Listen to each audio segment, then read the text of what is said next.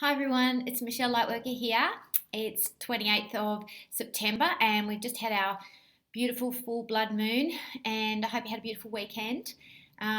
We're doing the reading today for all this week up until the 4th of October. I have been guided to use Doreen Virtue's Daily Guidance cards and Ian White's Australian Bushflower Remedy cards and Inner Segal's The Secret Language of Colour cards, and I've also got the Inner Lightworker Bible, just in case we feel guided to pull that all together. Let's have a look and see. We'll begin with Doreen Virtue's cards. What Spirit is calling us to focus on this week insofar as the releasing on the full moon.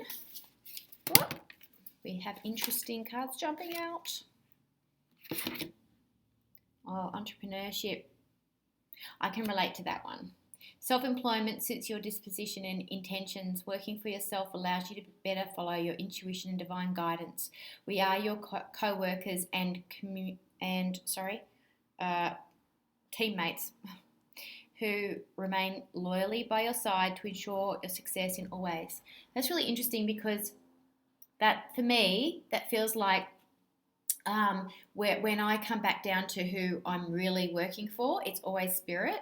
And that for me, it's all about working with my high vibrational principles and working with those high vibrations above personalities and really trusting that anything in business that wants to support those principles and my vibration, I will attract to me. So there's only so much you can really do to put yourself out there to promote yourself.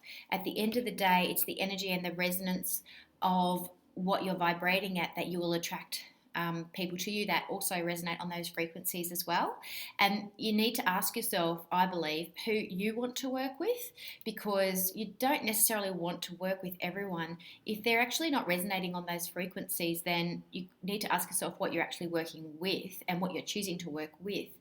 So I'm pretty fussy when it comes to who I work with and who I want to support in their ethical businesses and whether or not they also relate to the principles that I live by as well. So that's really important for me as part of my entrepreneurship. Little flannel flower, playfulness, joy and spontaneity. Oh, it's so beautiful, isn't it? Gorgeous. Just feel that.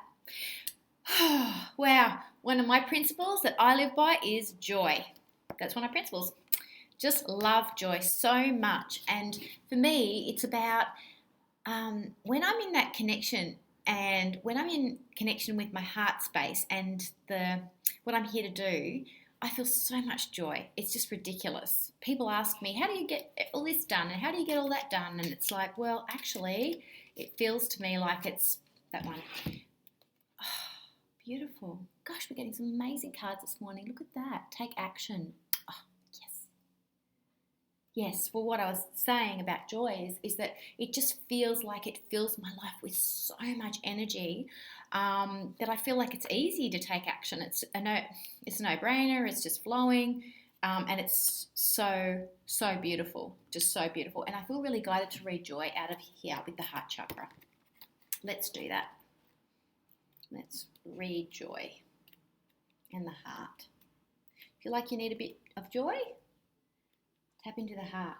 It says joy is predominantly felt and experienced in the heart.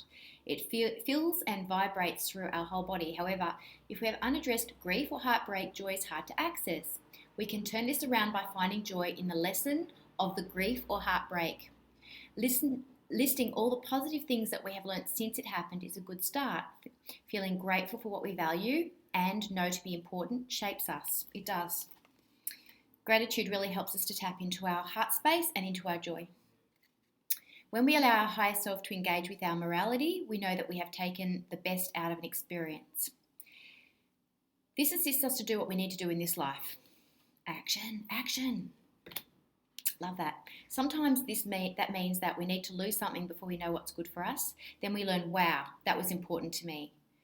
When we know and value what is important to us, this knowledge heals our hearts. It's true. Our heart is the deepest aspect of providing meaning in our lives. We own the experience rather than feeling we have lost. We have won. When we feel the success, we feel joy. It's like climbing a mountain sometimes. I climbed one yesterday, Mount Coolum, in fact. It was beautiful. Got up there and it was just amazing. Beautiful rainbow and a huge storm passing, and it was just gorgeous. Got drenched on the way down, but really enjoyed it. It was really funny. When we feel the success, we feel joy. It's like climbing a mountain sometimes. If there is unresolved grief, it will limit our heart connection. Usually it brings with it a depression, and eventually there is nowhere else to go but up.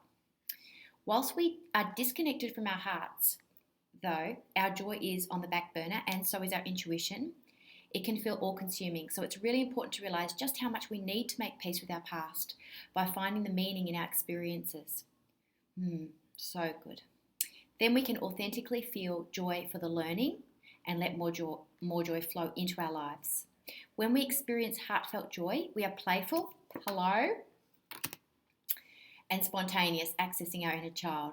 This innocence opens us up to the spiritual wisdom of our intuitive abilities. We're more likely to be able to do our entrepreneurship no matter what we're doing. We become more adventurous, curious, and creative. We're a lot of fun to be around. So I invite you to actually do this exercise, like access your heart space. And how is your joy level in your heart space? Are you feeling heavy of heart over a recent or unresolved loss? Allow your spiritual helpers to reveal what you specifically miss about the loss. Then ask them to reveal how this is really not lost to you. If you are not heavy of heart, allow yourself to sit in your joyful heart space. Allow it to guide you to make the next important decision from this intuitive space. Affirmation is, my joyful heart guides me intuitively. Oh, I love that. How awesome is that for the week, guys? I am so excited for you all to have a joyful week. I'm so glad it was on the principle of joy today, because I'm in so much joy. I'm very excited about launching my new radio show on A1R Psychic Radio on Wednesday at 12 o'clock Australian Eastern Standard Time, or in the US Eastern Standard Time at 10 p.m. Very excited. And it's called Everyday Lightworker Enlightenment. So I hope you can join me then, and I look forward to a beautiful, joyful week. Mwah. Bye, everybody.